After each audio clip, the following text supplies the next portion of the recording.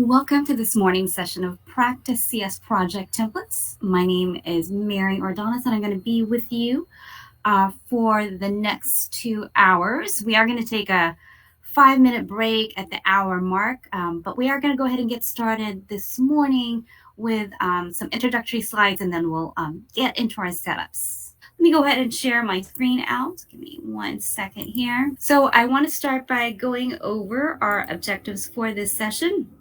So we are going to go over how to create and edit project templates. We'll also go over how to establish and modify tasks, as well as how to link your other solutions to a project and tasks, such as UltraTrack.cs.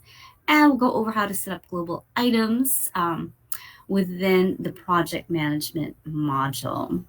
Right, so let me go ahead and share my database out here. So just a couple of introductory information here. So as you well know, the PracticeCS Project Management is a separately licensed module that does enable you to manage and track your firm's projects and tasks. So as we begin our discussion today, I do want to reinforce a few pieces of terminology. So when I do use the word project, this does encompass items you track for a client that have assigned due dates, like tax returns, while tasks identify the workflow steps within a project.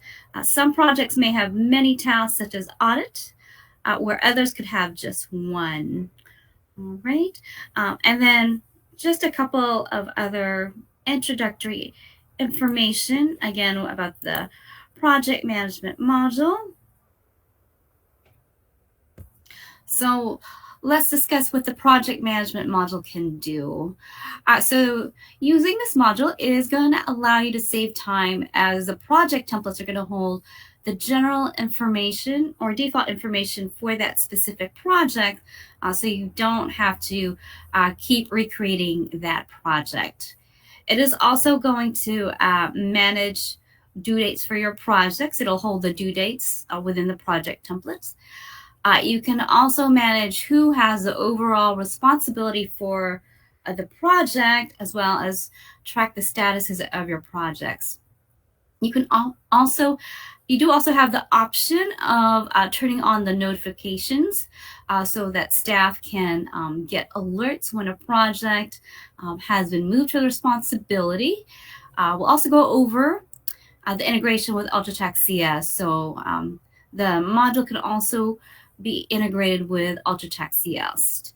And then we can also assign pieces of the project to other programs, such as UltraTrack.cs, to launch the software.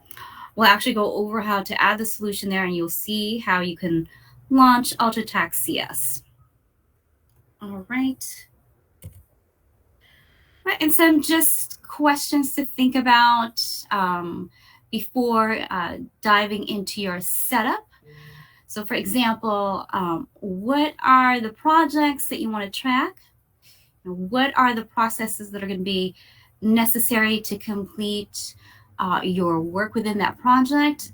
And when do you need a task as opposed to using a tracking description? We'll be going over how to create a custom tracking description. And what are the tasks that you need to complete your projects? And when do you want your projects to regenerate? You can select the different options in terms of when you want your projects to regenerate, whether it's weekly or monthly. We are going to go over the different options. And then, are you going to be utilizing the integration with UltraTax? All right. So let me actually go ahead and share back my database. Right. So we're going to do just a quick review before we dive into our setup. So we'll start with a review with the engagements. And the reason we are starting our review with engagements is that all project templates do require an engagement. So I'm going to come to my setup menu, and I'm going to come down to templates and select engagements. Right? And as a reminder, engagements are those general services that you perform for your client. You typically advertise them on your firm's website. Because all project templates require engagements, engagements are going to help drive the creation of your project templates. Each client will have one or more engagements assigned during the setup, which will help dictate the type of projects that may be required for the client. All right. And then one other review that I wanted to go over that was covered in the firm and staff setup, in addition to engagement templates, is the activity codes. So those again are also located under the setup menu. And I can go ahead and select activities. So activity codes also are going to help drive the creation of tasks or workflow steps within our projects.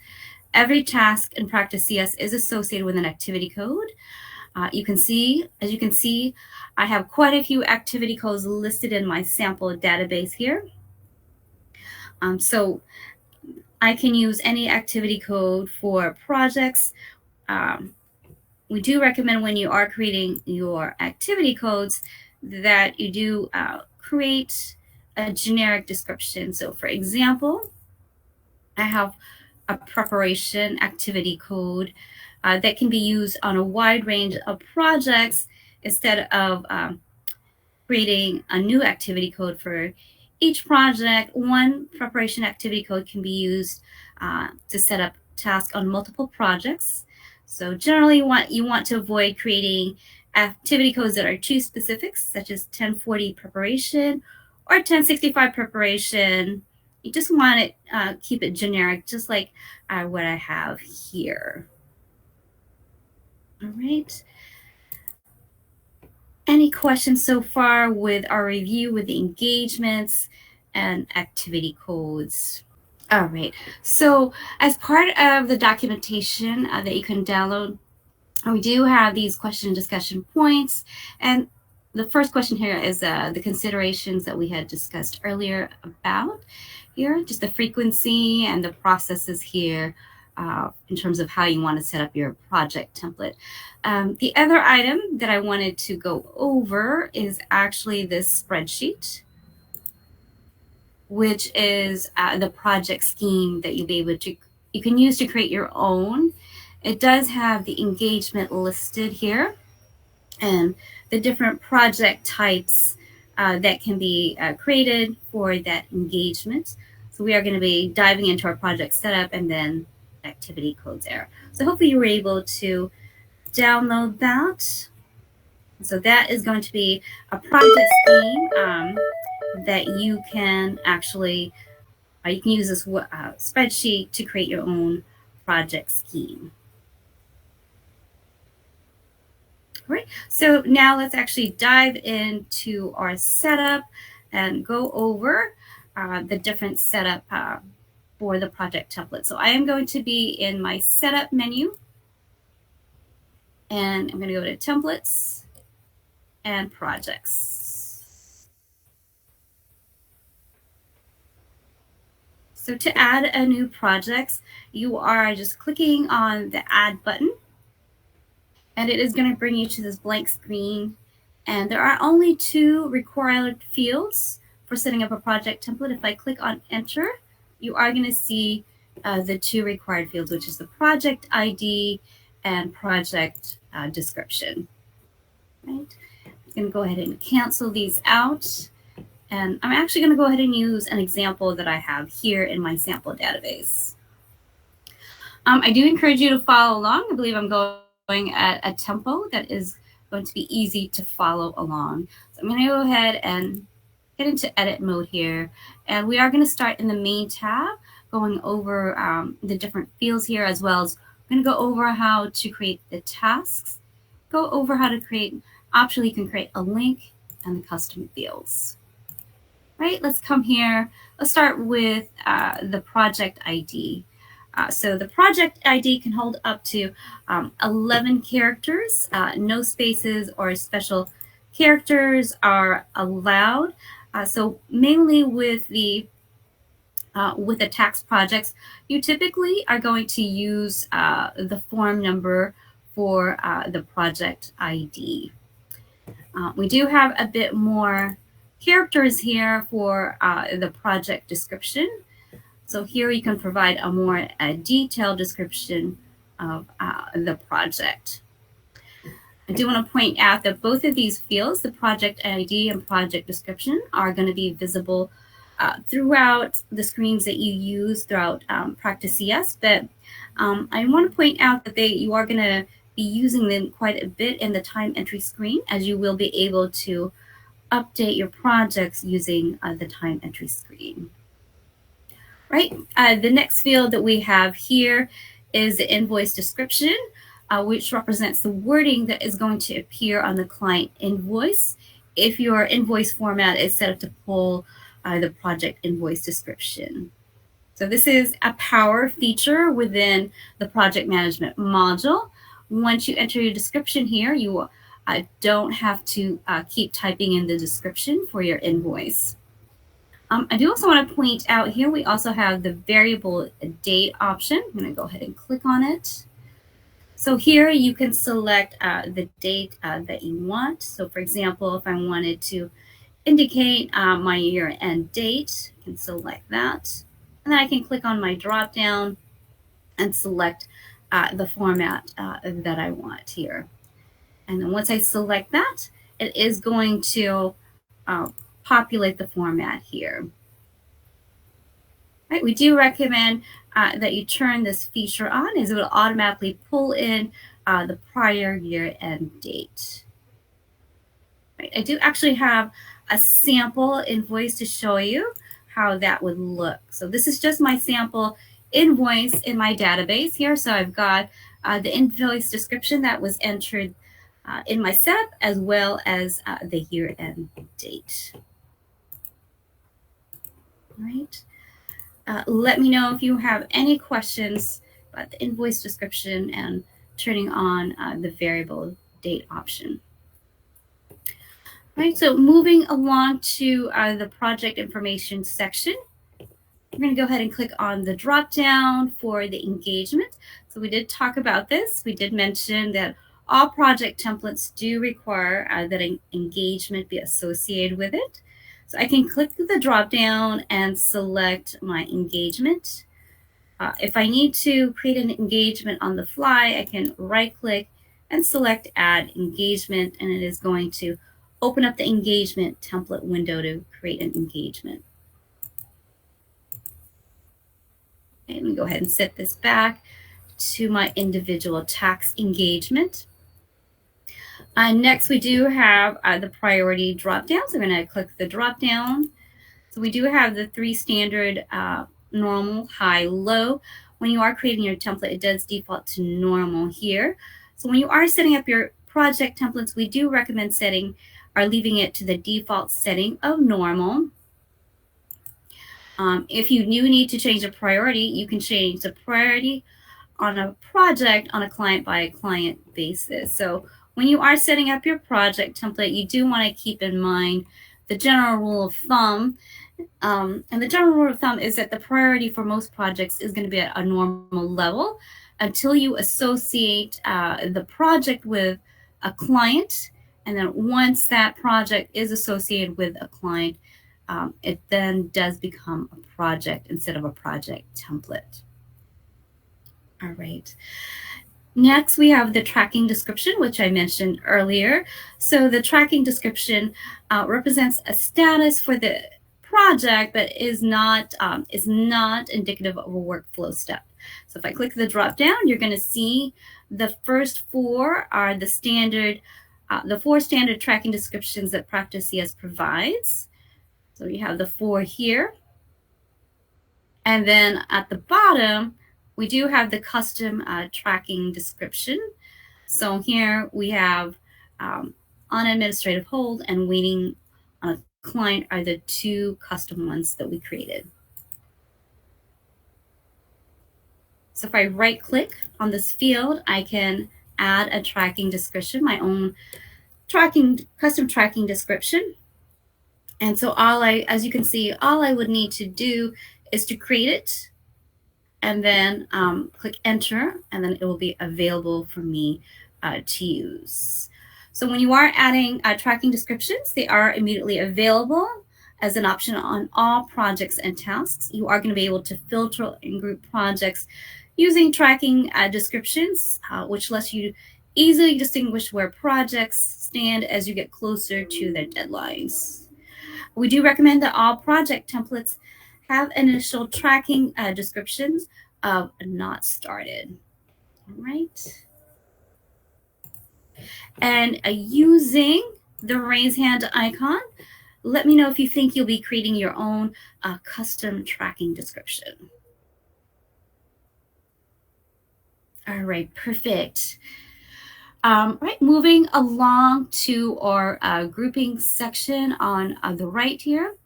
So the grouping section allows us to designate a responsible party and associated. You can also associate a department with the project. So let's talk about the responsible field here. So the responsible field does allow you to designate a specific staff member who will be in charge of the overall project. You can either select the responsible individual by selecting using the dynamic field option here. And what I mean by the dynamic field option is the client partner, client manager, and client staff. It's going to look at who is set up in the client setup, who the client partner is, and it'll also look at the engagement biller, viewer, or manager if that's what you select in the dynamic lookup option. So I have it set to client partner, and I do actually want to go to the client setup screen to just kind of show you how this dynamic lookup option works. So let me come back to setup and clients. And I'm gonna actually use my 1040 client. And notice here, so I've got my client partner already selected here.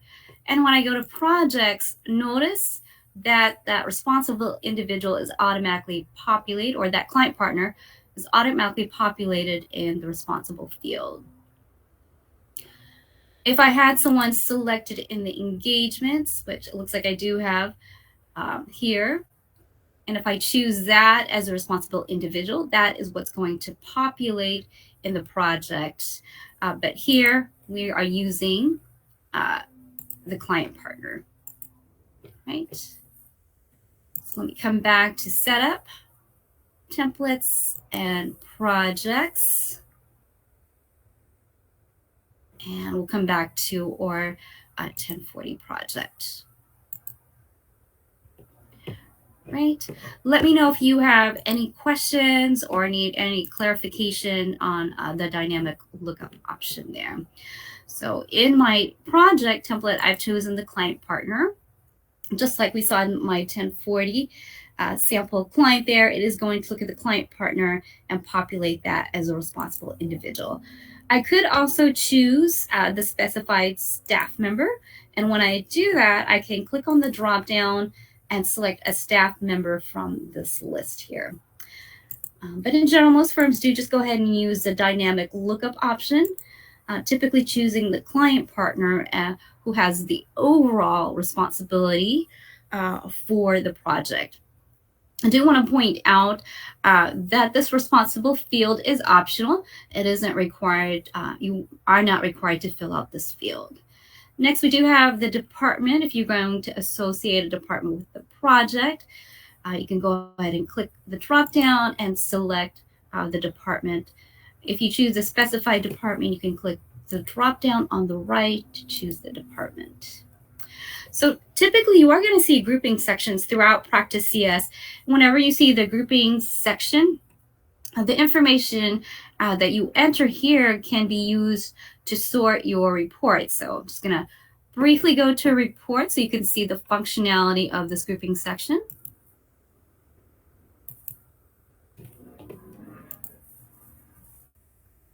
All right, so we do actually have a project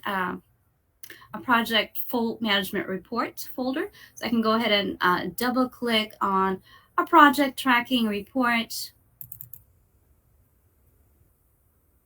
And if I go to the layout tab, notice we have the group by, which points back to our grouping sections.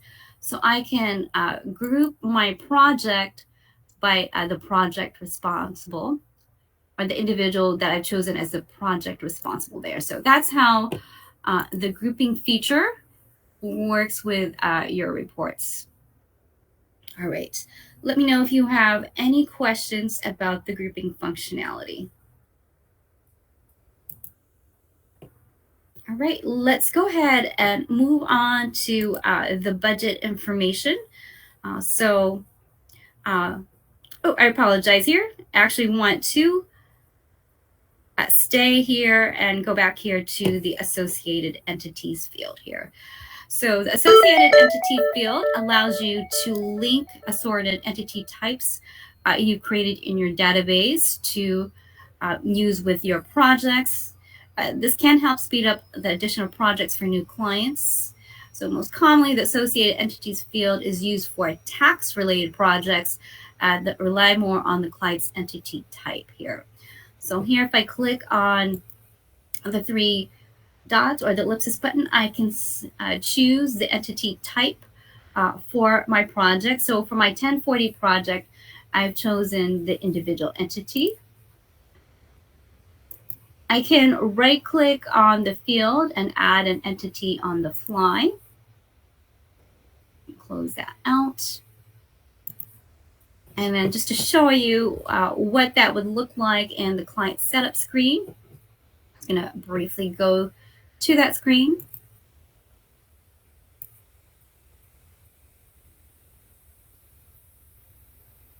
And so if I was to add a new client, and then I chose in my entity that my client was an individual client, and I click my tab key, it is going to bring up a list of projects, suggested projects, and I can go ahead and click OK. And then once I click on the Projects tab, notice that all of the projects have been added there. So it is a useful field, but you don't want to add it to all of your projects. Not all project templates require that. So coming back to our project template screen. So for example, if I looked on my gift tax return project template, notice that my associated entities field has nothing in there. All right. So let me come back here to my 1040 project. We do have a tip for you. So when you are creating your entity types, let me actually right click here. When you are creating your entity types, we do recommend to make the entity ID match the form number. So for example, for my individual entity, I could actually just change this to 1040 and then leave the description as is. So we do recommend this when you are populating clients from UltraTax CS. It does make the task of populating your projects from UltraTax CS to PracticeCS more seamless. So we do recommend that if you are going to be using entities, to have the form name as the ID there. All right, and go ahead and close this out. Okay, and let me know if you have any questions on using associated entities. All right, and just using the raise hand icon, do you think you'll be using the associated entities within or your tax projects? All right, we're going to go ahead and move on to the budget information section. All right, so the budget information section is where you can budget staff time on project. Budget information can be set at the template or the client level, right? Since the budget typically varies from client to client for the same work, most firms that track budgets will add budget to the project once the project is added to the client, right? Another area to consider with budgets is the level of detail that you want to monitor staff time. So we are gonna actually look to explore in terms of adding the budget on the tasks. Right. So when this option is checked, like I have it here in my sample database, we could enter budget numbers on each tasks.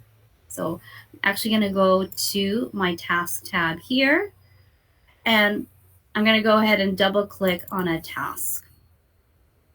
So here we have the client meeting here.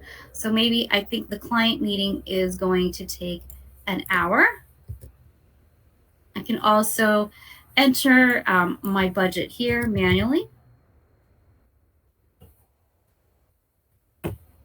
And if I double click here, maybe I think my scanning is only going to take half an hour. I'm just entering a random budget amount here.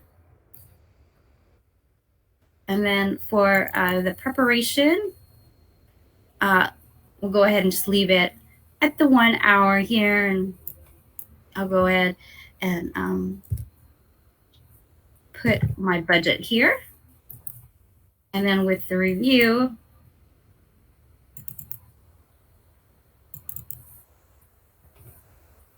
I will say it takes 3 hours here. Let me go ahead and change my budget amount. Okay. So not every task does require a budget, but just going to showing you the example there. Once I enter my budget on each of the tasks, I can go ahead and click on the main tab here and notice that PracticeCS has summed up the hours and the budget amount that I've entered this. So by entering my budget on the tasks, this allows us not to only track the overall project budget, but also monitor budget to actual numbers for each of the individual workflow steps or tasks. So to track the overall time it takes to complete a project, but not go into quite as much detail, what you want to do is we can deselect this option here, and we can actually have PracticeCS calculate that amount automatically based on my staff member assigned to the project. So here I can select that. I can select a staff member here and then have PracticeCS automatically calculate the budget for me. The last option for our budget information is I can go ahead and deselect this option, and I can actually go ahead and manually enter my budget. So maybe I think it's going to take me 5 hours, and then just enter my budget amount there. Right. So you do have 3 different options in terms of entering your budget information. And so basically, again, with the budget information section, this is where you are actually budgeting your staff time. All right. Let me know if you have any questions with entering your budget information. I do want to add, so typically at the project template level, you are typically not going to add your budget information section here, or your budget information, as budgets typically vary on a client-by-client basis. Unless you have a project that is typically the same dollar amount, so maybe you have an audit project that is typically the same dollar amount, then you could potentially add your budget here. But typically those budgets are going to be added once the project template has been added to the client. All right, let's go ahead and move on to the assigned section here. So this section can be used in 2 ways here. So if your firm is planning to use tasks within your projects, the assigned field could represent another project assignment like we discussed with the responsible fields. So for example, if I click on the drop down here, I can select, using my dynamic lookup options, I can select a client manager. So the client manager would have the responsibility of overseeing the day-to-day aspects of the project, whereas the responsible individual oversees the overall. All right. So in addition to the dynamic lookup option, I can also click on the drop-down and choose a specified staff member by clicking on the ellipsis or the More button here. Right. So here I can assign one person if I want to. So back to our audit example, if we have one person that typically works on the project, I could assign it at the project template level. And technically, I could actually assign a secondary individual. But typically, the first person that I assign is what the rate is going to be based on. But I can change it by clicking on the drop down. Right. I'm actually going to and just take this out. Again, we discussed typically the assignments are made once the project template has been assigned to a client. Right, let's talk about what we see here is the staff qualifications. If you are using the staff management module, I could actually click in the drop down and select a staff qualification. So if I wanted to have someone that had intermediate level, I could click on the work queue button, and in the staff dashboard, any staff member could pick up the task to work on if they do have this qualification here. So the work queue is like an electric bin where staff members can actually pick up any tasks that they are qualified to work on. Right, I'm going to go ahead and just leave it at the staff setup here. Right, let me know if you have any questions with the staff assignments. Right, moving on to the solutions section. So the solutions section can be used to assign the project template to an application that you will use to work on the project. So in my example here, I do have UltraTax CS, but if I click on the drop down, I can select other applications. So for example, I can select Accounting CS. I can even choose Word or Excel. I can choose other application. If I choose the other application, I do have to select the path to that application. But typically, it is going to be UltraTax CS that you are using with the project management module. Right, so notice here, if I select a different application such as Accounting CS, notice that I don't get the two fields that you see. If I click on UltraTax CS, I do get the completion event and the extension event. So if your firm does use UltraTax CS, you can log a status event in UltraTax that matches the completion event in PracticeCS. This will mark the project as completed in PracticeCS. As for example, when you are looking to complete a tax return in UltraTax and log a completion status event, the entire project could be completed within PracticeCS. So for this reason, we do recommend that if your firm is using tasks, that you add the completion event on any task template and use the extension events on the tax-related project templates. All right, and then similar to the completion event for the project, the extension event will activate the extension setup in PracticeCS. And let's go ahead and keep moving along here with our setup here.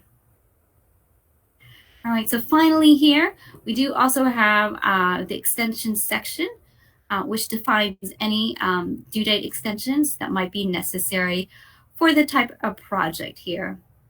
You do want to remember, as you're setting up your project templates on the screen, you want to keep in mind the general rule of thumb for the project. So any one of the scenarios associated with a project can be adjusted once the template is assigned to a client. So I do just have the generic extension. Let me go ahead and just drag this over here. So we've got the first extension with a 6-month extension here. All right. Let me know if you have any questions so far with the setups that we've gone over. All right, we are going to just keep plucking along here. And we are going to go ahead and click on the recurrence button, right? So here we actually have what's called the recurrence or the generation section. As you can see here, we have the icon here with the blue arrows. So in this section, you are going to be setting up the project's recurrence pattern, as well as selecting which information that you want carried over when generating any new projects here. So let's go over some of the fields you see here in the recurrence window. So if I click on the drop down, you can select the pattern of recurrence that you see here. So you can see here I have an option of daily, weekly, monthly, or monthly, quarterly, annually, and periodic here. So periodic can be used if there is no standard recurrent pattern here. So for example, maybe you have a project that is due on February 15th, and then the project is due again on July 15th, and then have a due date of December 31st. So since the project doesn't fall into any specific listed pattern, you could use the periodic option.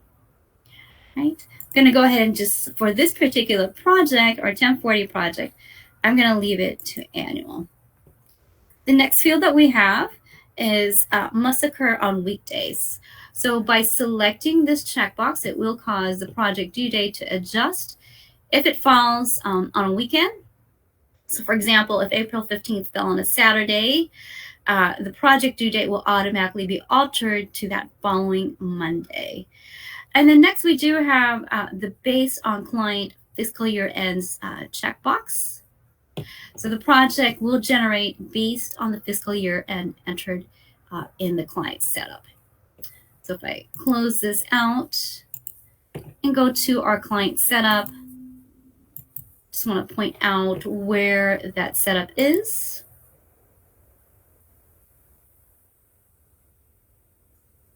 Right, so if I go to my client here, so I could use this setting here in the client setup. As you can see, it does default to December, but I could click the drop down and choose another month if I needed to. All right, back to our project template setup, back to our recurrent settings. You can also set the due date here. So the due date, as you can see, can be a specific date that I have here for April 15th. Or I can go ahead and set up another due date. So here I have different options. I can select it by weekday, selecting the specific day. I can also select the specific month as well. I can also select maybe if it's like the first Monday of a particular month. So if there isn't a specific due date that we have, you can select this other option, but I am going to go ahead and leave mine to a specific due date of April 15th. All right, next we do have the target dates. So the target dates represent a goal turnaround time in which you'd like to accomplish the project or complete the projects. Since it is a goal, these are goal dates. This could mean some projects are completed prior to their target due dates or several weeks after. So your main priority is still to focus on the overall due date that you have in this setting here of April 15th. We do recommend that the start and complete dates both be after the receive date or before the due date. So for most of your tax projects, you are going to typically use the after receive date. And so the reason you're using that is if you are receiving any source documents from your client, once you receive it in the system, it does trigger the green check mark, ready to start on that. It triggers a green check mark on the first task, letting you know that that first task is ready to be worked on. The next option that you have here is before the due date. So this second option can be used for your projects, like your payroll project, where you're not really waiting for any particular document. So again, we do recommend that for the start dates, that they both be the same and not be different, as this may cause some inconsistencies in your reporting. All right, so go ahead and leave it that. So I can enter my target start date. I just left it at 0, meaning once I receive my source document, I want to go ahead and start it right away. And then I also have a goal of completing the project within 14 days. All right. All right, let's talk about the expiration date here. So the expiration date, so typically these are going to be used for once the project has been associated with a client. Expiration date is typically not used on a project template, but can be used once you associate the project template with a client. Again, back to our general rule of thumb, when you are setting up your project templates, you do want to keep your information generic or general so that it can be used for a majority of different scenarios. But again, once the project has been, once the project template has been assigned to a client, you could adjust it. So here I can go ahead and select end after. So if I have a project that's only going to last for 5 months, this expiration setting will allow us to automatically stop the project after the 5th occurrence. I can select, or I type in the number in the box there. I'm just going to go ahead and leave it to the default setting of no end date here. All right, our next section is the generation section, which does allow you to define when the next project is going to generate here. So let's talk about the options that we have here. And go ahead and select this option. When the current scheduled item is complete. So by using this option, it's going to be only used for projects that have a quick turnaround between due dates and between each version of the project. So we typically don't recommend assigning this option to your annual projects here. But again, when selecting this option, you are only going to typically use it for projects that have short due dates or quick turnaround dates. All right. The second option is when you can select the number of months and days before the next occurrence. And so this option is just basically telling PracticeCS not to generate the next project until 3 months and 15 days out here. So what you want to do is you want to actually count backwards from the due date here. So 3 months from April is January, then 15 days from it is January 1st. So by using this setting, you are telling PracticeCS not to generate the project until January 1st.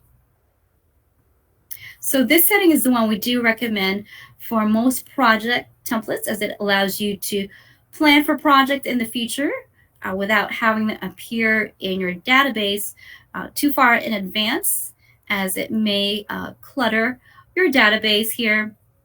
And that is the same reason we don't recommend the first option too, as it will automatically generate, once you complete the project, it automatically generates the project and may create some clutter in your database. All right, the last option that we have here is when I manually create it, so that no project exists in my database until a client drops off the project. So when the client drops off the project, then I just manually create the projects.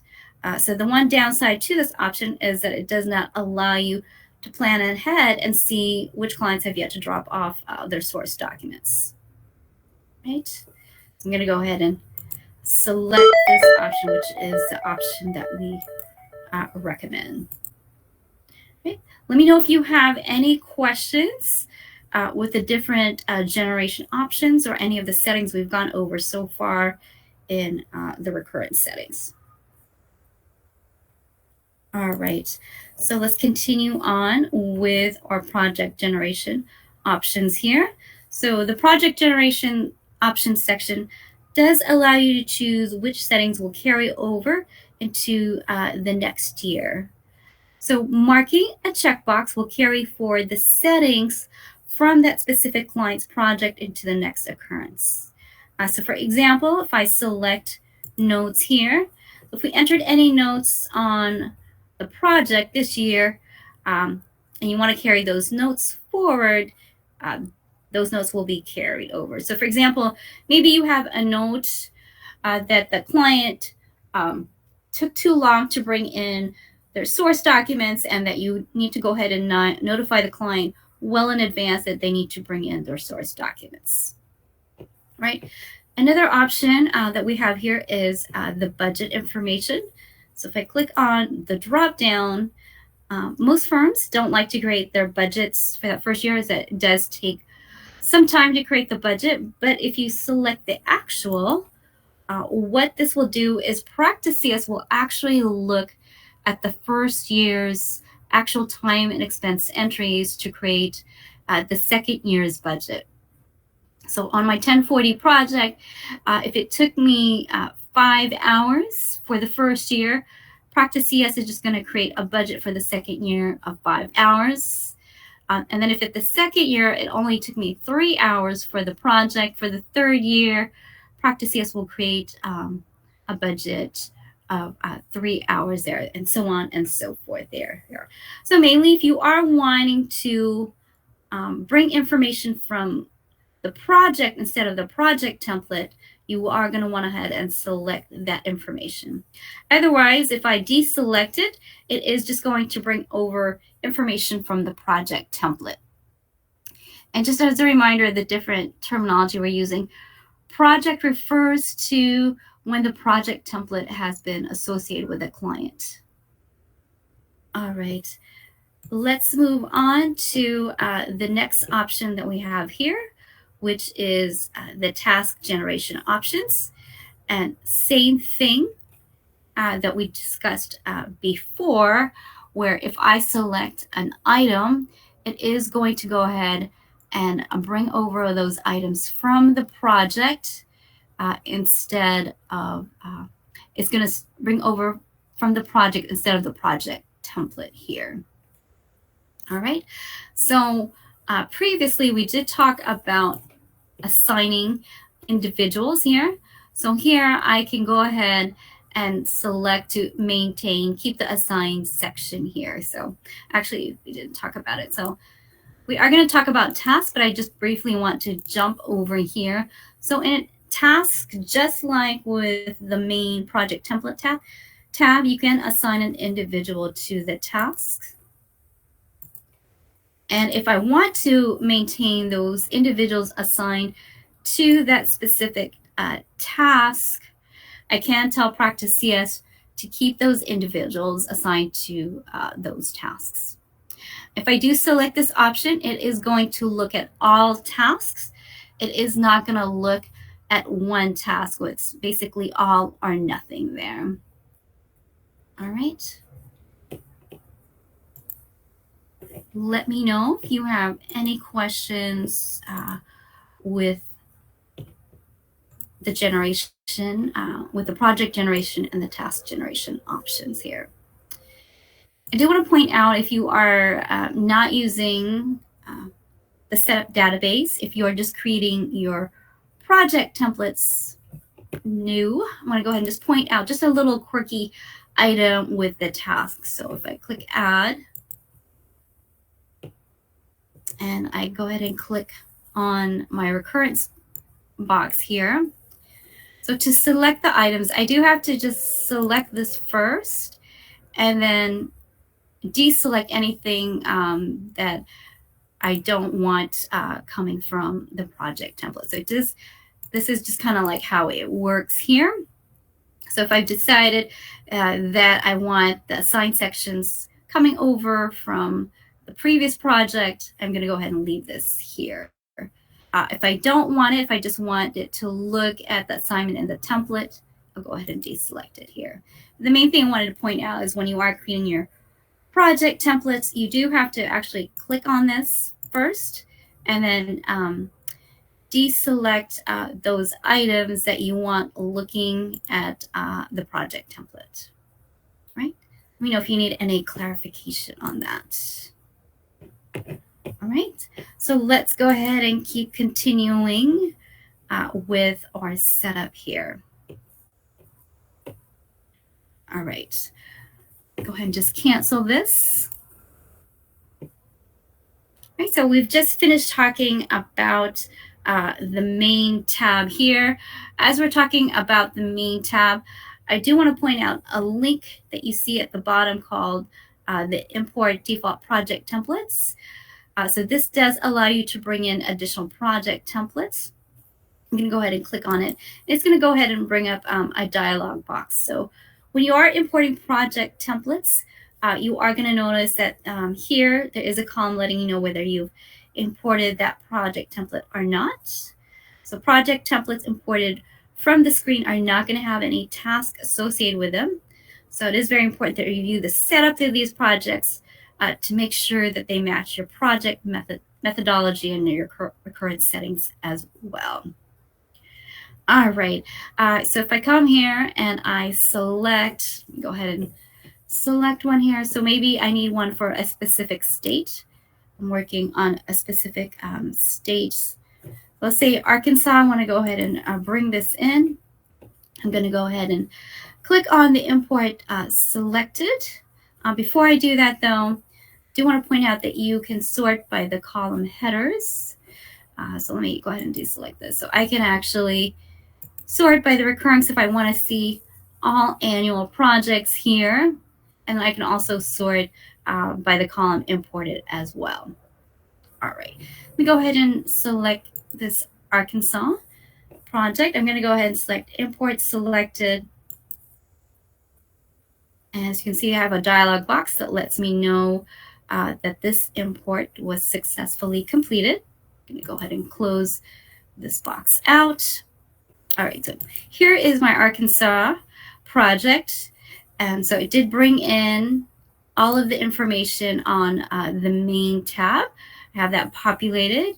And again, as I had mentioned before, you do want to click on the blue recurrence arrows and look at the settings here. Make sure it matches with your firm's process. Do want to point out it doesn't bring over any tasks, doesn't bring over any links. If there was any links there, it does bring over the custom fields. I'm sorry, it's going to bring over the links if there was any links there, but it does not bring over any tasks. Right? Again, you are able to bring those project templates over by just clicking on this link.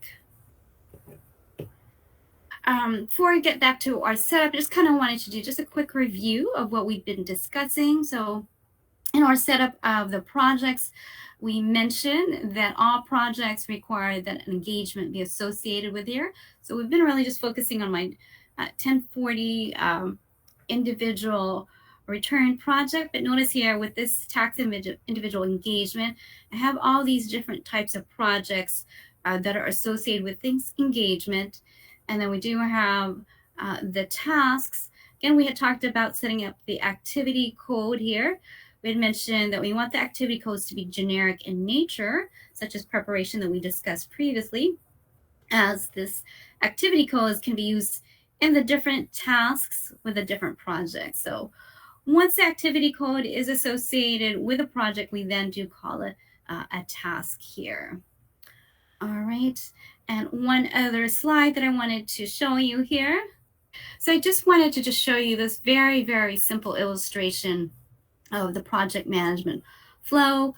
We are concentrating on project templates today, but once the project template is assigned to a client, we then do use the terminology projects.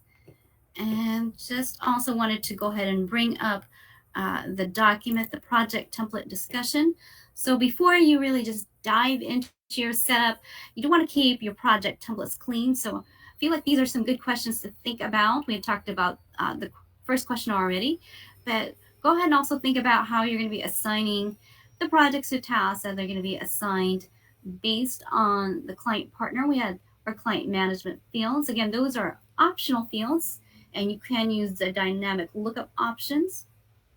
Also, are certain tasks going to be handled by one staff, which we'll cover as we go over the tasks.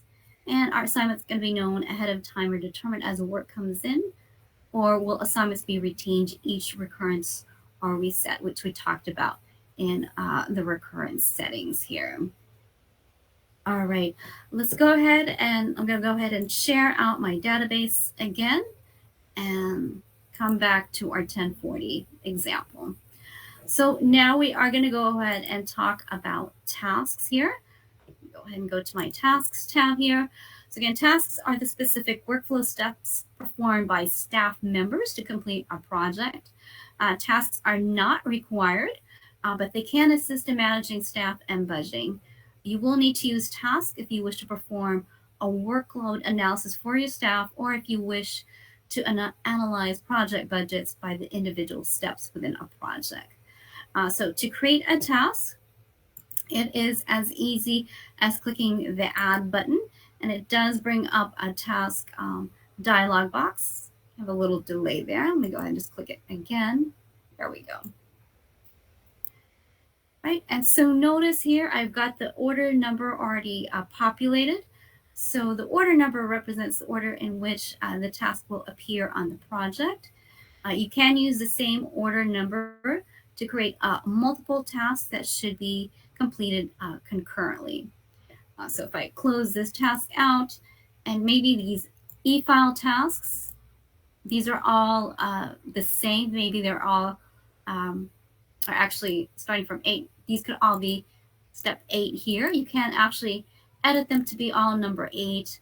The important thing to remember is that all of the tasks have to be completed before you move on to your final tasks.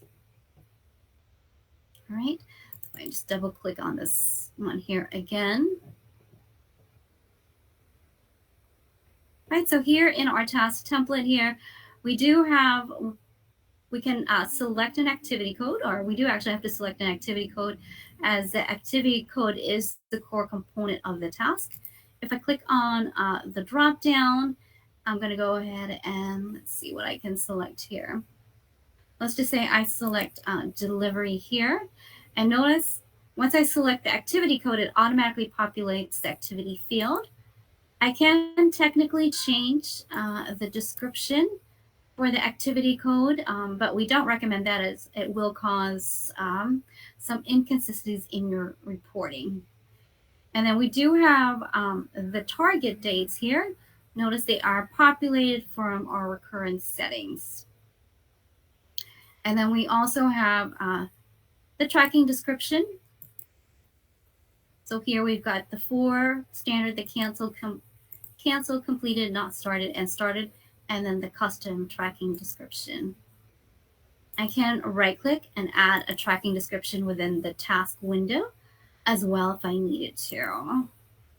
Right, so we're typically, once we're in project template, we're going to leave it at not started.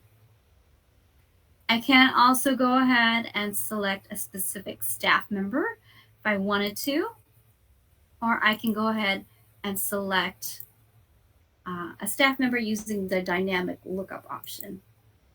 All right, let me go ahead and close this out. And let's actually go over the different tasks that I have here. So again, this is our 1040 project. If I double click here, our first task is the client meetings and discussion. And so here it does go back to our target dates in our current settings here. But for this particular task, looking at this specific task, maybe I just want to, we're going to do our, it's not really going to take any time for our meeting here. I have a selected staff member, and then again, I could enter my budget and a budget amount here. Also here in the task window, I can click on the drop down and select the solution that I want to integrate with, as well as the completion event that we discussed before. And then moving on to my next task here. All right, so let's just say I'm going to go ahead. I want to go ahead and actually complete this within 1 day of receiving the document. And then I don't have to choose a solution for every task. I can go ahead and enter my time. Maybe I think it's going to take me only half an hour to scan it, and then my budget amount here as well. And then I've got my preparation task here. So here I've indicated that I want to start this within the second day of my project starting. And I've got 4 days to complete this project. So I want to complete it on the 6th day here. So for this particular task, I want to show you the example. If you are licensed for the staff management module, you can choose to have it as part of the work queue and choose the staff level. So here, even if I'm a tax prep novice, I could choose to work on this task. But typically, I'm going to go ahead. In my sample database, I typically just have it looking at my staff setup. And again, I can click on the ellipsis button to choose a specified staff member here. I'm sorry. Let me go ahead and actually turn this off here. All right, now let me go ahead and select my specified staff member. There we go. So I am logged in as Cindy Turner, and I can choose her to work on this task here. All right. And again, I can choose my solution, and then here I've got my completion event already selected. And then with my 4th task here, I've got the review. So I've indicated that I can finish the review in 1 day. I want to start it on the 7th day of the 14-day time frame that I've chosen for myself. Got my staff member here, and then I've got my budgeted amount here, and then I've chosen my completion event here.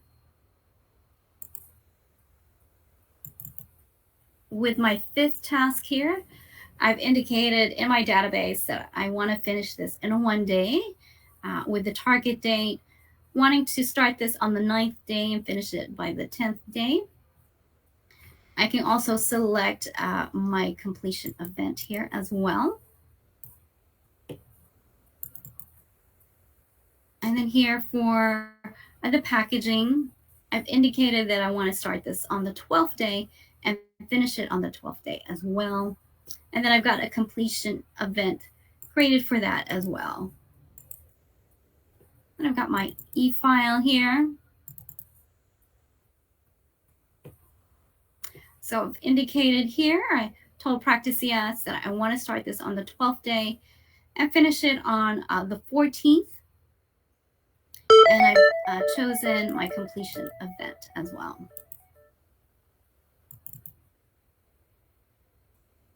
And with the e-file, this is a little bit out of order here.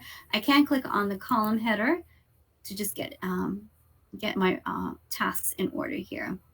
So with the e-file transmitted, again, here I've indicated the time frame. So I want to start this on the 14th day and complete it on the 14th day. And then I've also got a completion event created in UltraTax.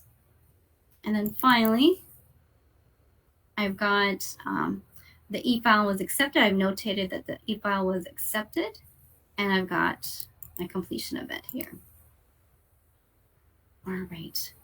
Of course, I can edit any of my tasks. So for example, if I wanted to go ahead and delete this new task that I created, I can just go ahead and click on the delete button here.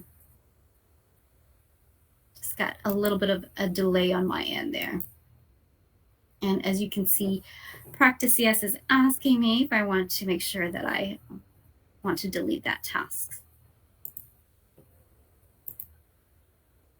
All right, let me know if you have any questions with setting up your tasks.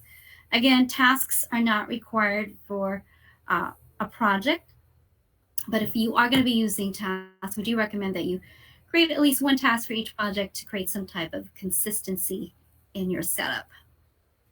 All right, let's go ahead and continue moving along with our setup. So we're going to go ahead and click on the links button here. And so to create a link, I'm just going to right click here. We're actually just creating a shortcut link. So if you needed to create a shortcut link to a file on your network, you can select that, as well as creating, if there's a folder that's associated with this project, you can create a shortcut to that. And then you can also create a website, a shortcut to the website here. So you can do that by selecting that and then entering the website address. I'm going to use RS. Then once I click the green arrow, it is going to just save that website address here. All right, let's move on to custom fields. So the custom fields here does allow you to retain additional information related to projects and tasks. So custom fields are global items and can include items such as project delivery preferences that I've created here. So to create a custom field, I'm just going to right click here and it is going to open our custom field window here. We've got the different custom field options with the text, the checkbox, the date, the number, staff list, and the list option here. So here, I'm going to go over how to create a project delivery option. So to create your custom field, you are going to create the description for it and then select the type. It's going to be the list. And then you can click on the ellipsis or the more button, and you can just click add to add the list item here.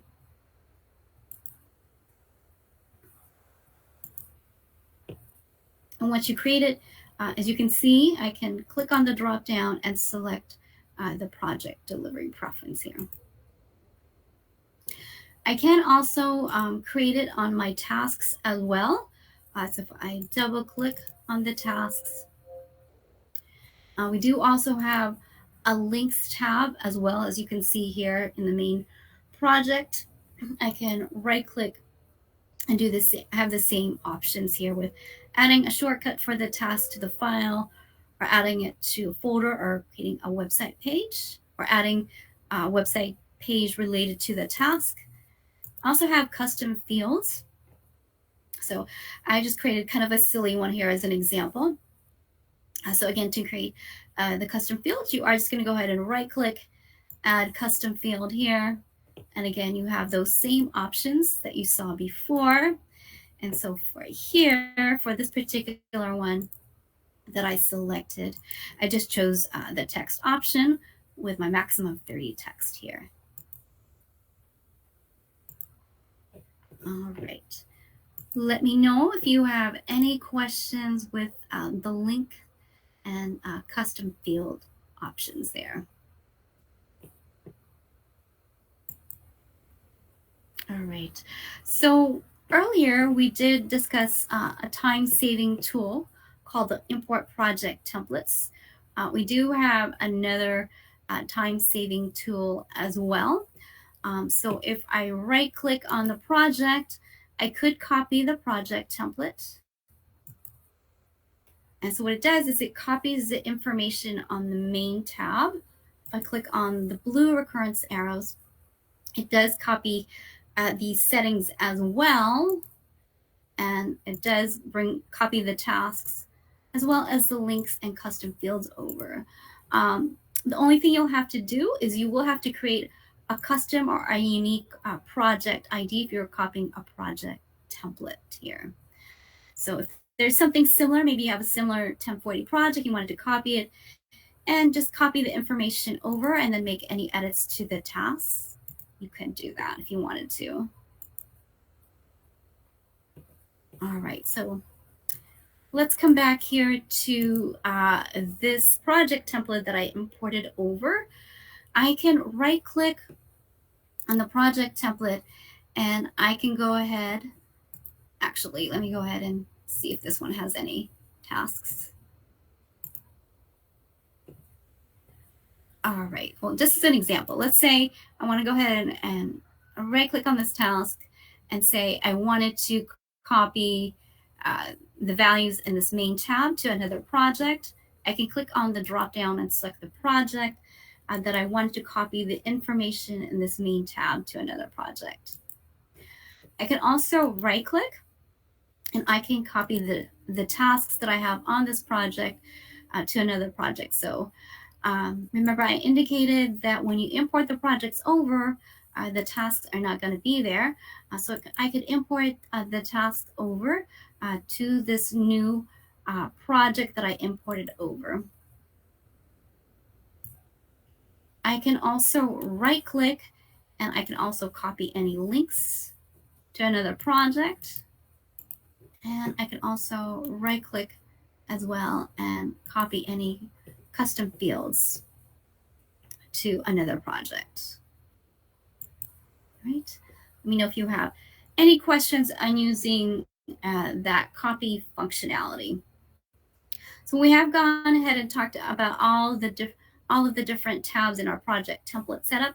Let's now move along to the notifications that you can optionally set up here by going to Setup and then coming to My Firm Setup.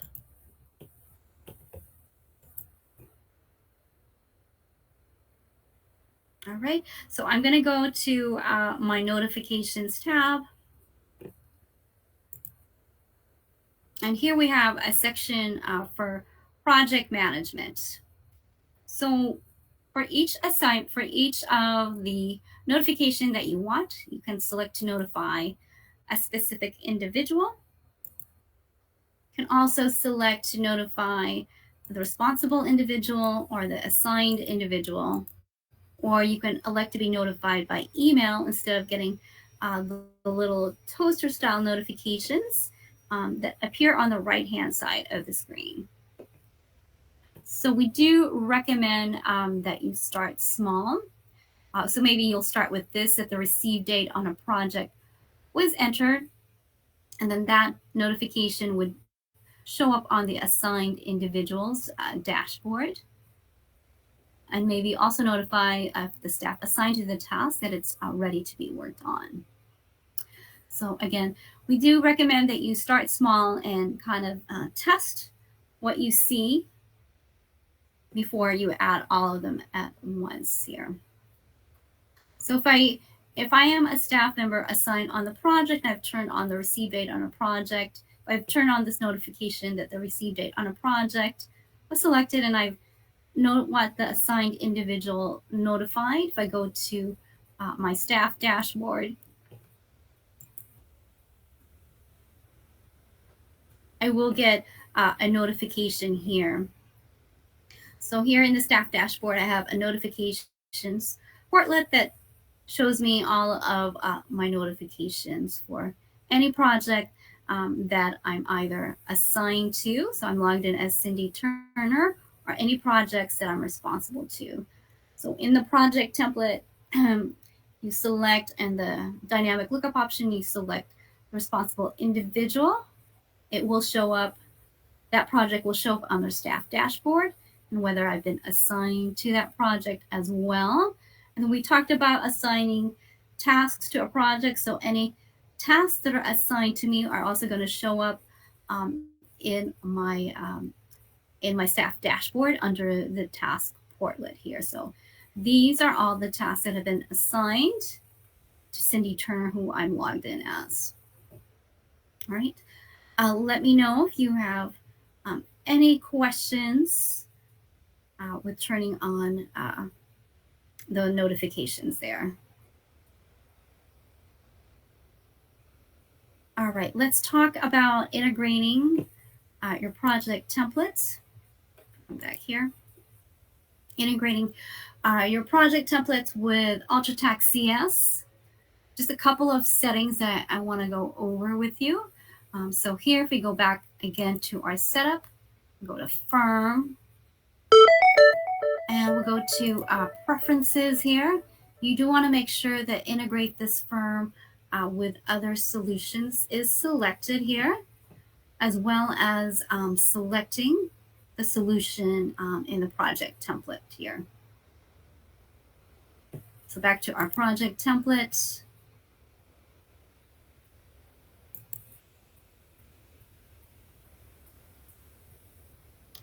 Back to our 1040 example. We did talk about selecting our solution here. And then we also talked about selecting the solution in our tasks as well. If you do forget to choose, if you forget to add ultra text here in the task or project option, you can go up to Actions, Manage Projects, and I can come to a project, so I can select a project here, double click it to edit the project.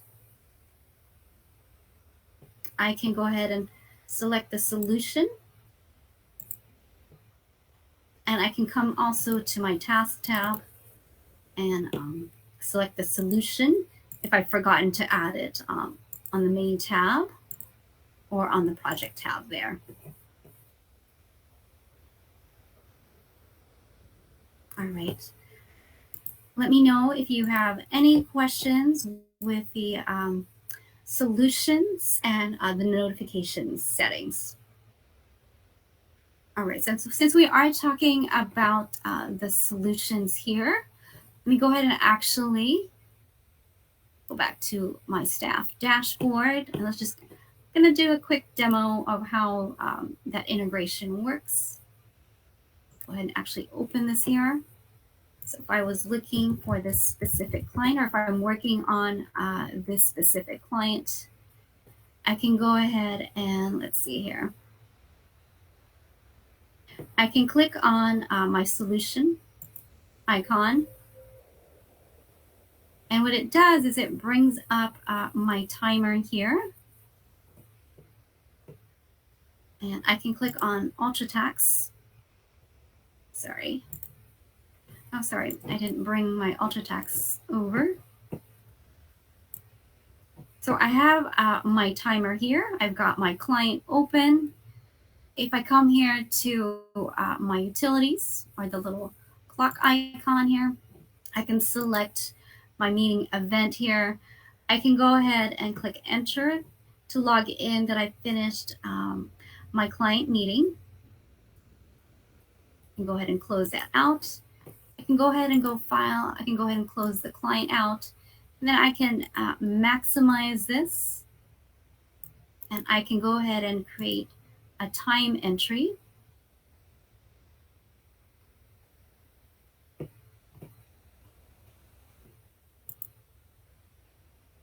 I can go ahead and create a time entry for that client meeting there. Right? And you notice that the timer came up on my screen, and the reason that the timer came up was because if I go to my setup and I go to my user preferences here, I do have start timer for projects there. Right? So it's just a little demonstration of how the integration works between UltraTax and PracticeCS and logging in the events for the project. All right, let's come back here to PracticeCS. All right, and let's go back here to our project templates. And again, back to our 1040. And again, so that was where I have my solution added here on the main tab. I also have the solution added here to the tasks as well. All right, let's talk about the reports that are available for the project templates. So let's come up here to File and Print Reports. So I do have this folder specifically just for project templates here. So I have a report that I want to show you, which is the list of project templates. I'm going to double click it. Right, with any report date or with any report that you're bringing, you can select the date. I'm just going to leave it at today's dates. And then with the layout here, I can do a grouping here. So in our groupings, in our project templates, we had the department. I can select by department, but I'm going to leave it at the engagement template. I'm going to go ahead and click on preview to run my report. So this report is going to list show you a list of the project templates in your database here. So you are using the sample database to kind of test out the project management module feature is going to give you a list of those templates in there. Also the same thing, if you are using the setup database, it is also going to show you a listing of the project templates there. So here in my sample database here, I have a list of my project templates based on my engagement. So the first engagement that I have here is the accounting services here. So notice here with my projects under the accounting services, I do have all of the write-ups, and I do have the write-ups for each month.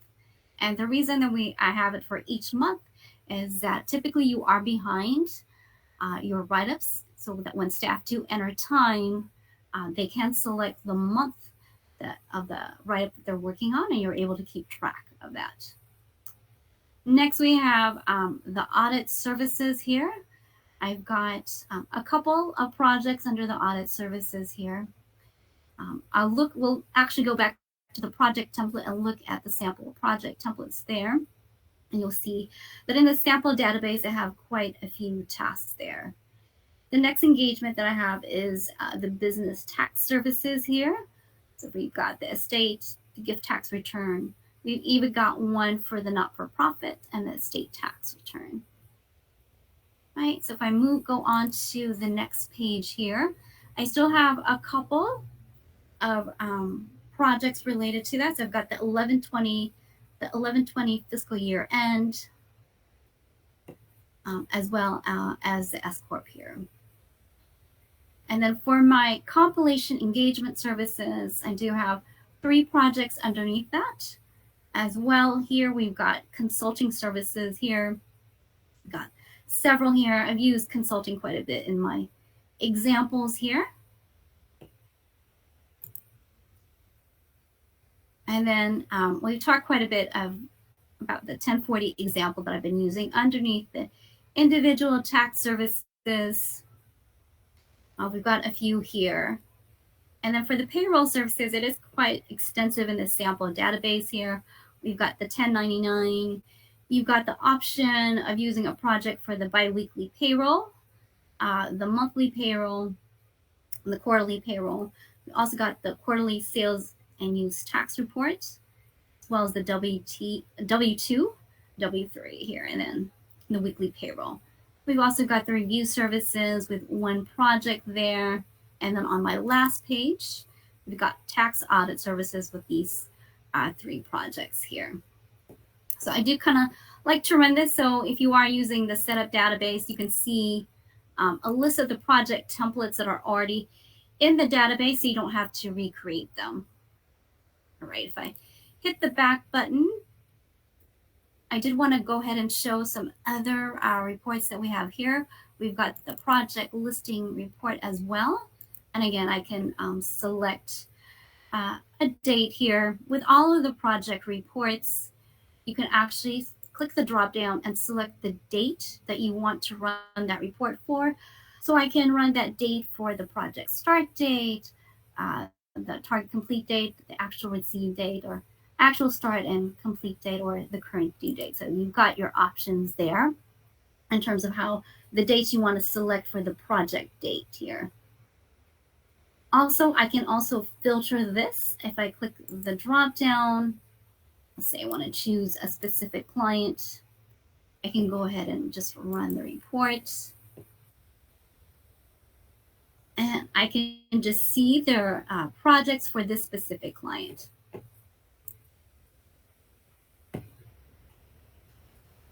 And then coming to the layout, we've got that group by. Again, it looks at the grouping option.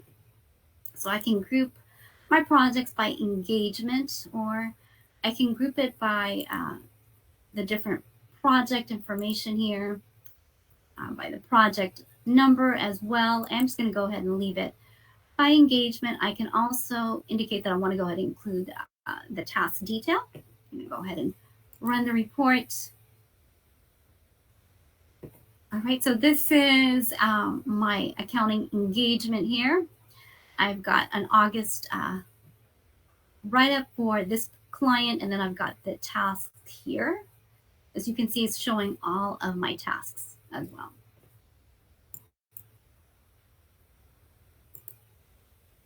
All right, we had talked about this earlier, but there's also the project tracking.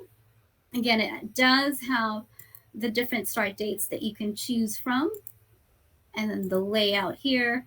I had pointed out earlier that I wanted to group by the individual who's responsible for the overall project, and then I can go ahead and run this report. All right, so I'm logged in as Cindy Turner, so it's showing the projects that I'm responsible for, showing the different statuses. So these are the projects that have already been started.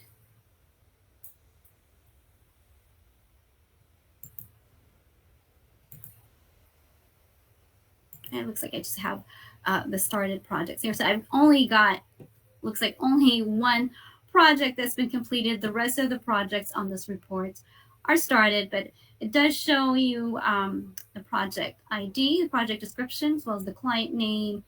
And then it does also show the target start and completion date, as well as the actual start and complete date.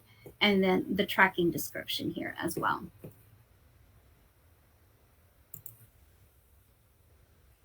All right. We do have some reports for the tasks as well. We do have the task tracking report.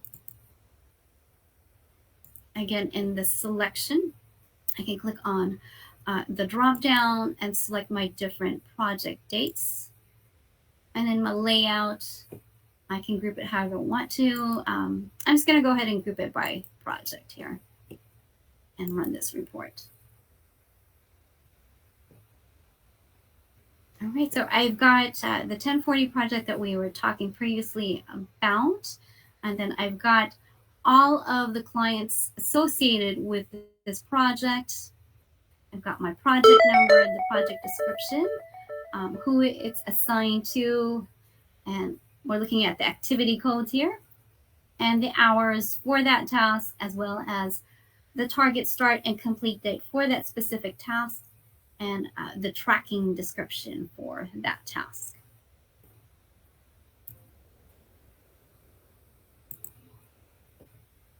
All right, we also have some budget reports as well. I've got the project budget to actual report. Again, I can select my project dates. I can select my layout. So in this report, I'm just going to have it by client. Go ahead and run this report. Right, so I've got my client here, and I've got the different projects as well, who's responsible for the project. And then we've got my budget. So we've got the budget here, the actual budget and the variance, and then for my hours, and then I've got my budget amount as well, and then my target complete date here.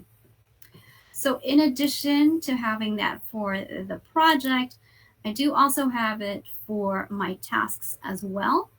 So if you wanted to see what your tasks are going to look like budget-wise, again, I can select my target dates, and then in my layout, I can group it. So let's go ahead and let's just say I'm going to go ahead and group it by my client here. And I'm going to go ahead and run my report.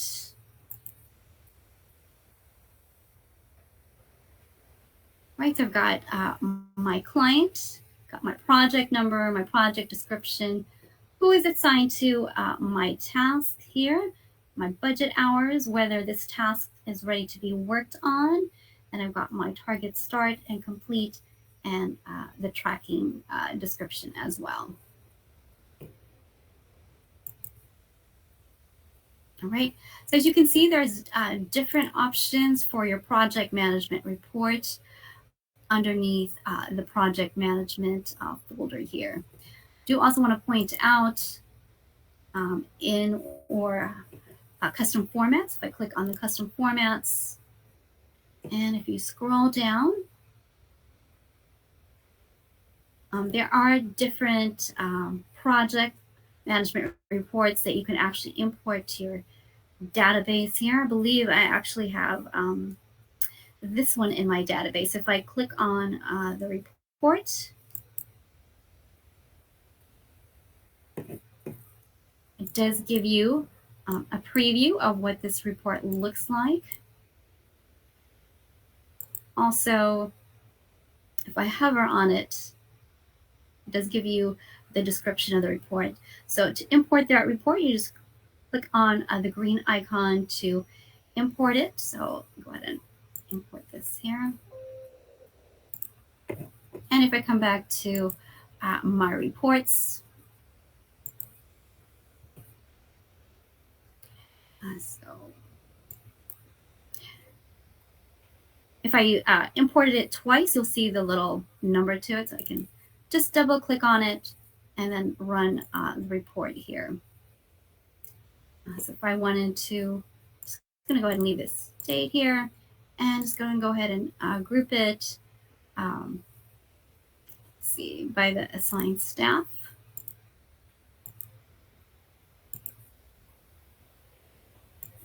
I'll just say primary assigned. And let's go ahead and run this report. All right, so I've got my client, the actual project, my task here, and then the tracking status as well. All right, so as you can see, you have several different reports that you can choose from in terms of getting information for your reports there. All right, so I'm actually going to go ahead and do a recap, and then I'll go ahead and wrap us up here. So let me come back to setup, templates, and projects. All right, so again, wanted to point out as a review, all of project templates do require an engagement be associated with it. We did go over the different tabs here. Just want to point out again that you do want to be careful with the associated entities. Not all projects do require that. And then we did go over the recurrence pattern. You can choose which pattern that you want for your project. I want to point out just a couple of items out of projects that we have here. So in the report, I did show you that the sample database does have, in my sample database, I do have the different payroll projects here. And I believe I have the biweekly one that I wanted to show you. So this is set a little different than the 1040 project here. I've got it on the recurrence pattern. We've got it every 14 days for the biweekly here. So typically, you would just set this as before the due date since there's no source documents that are required for the payroll.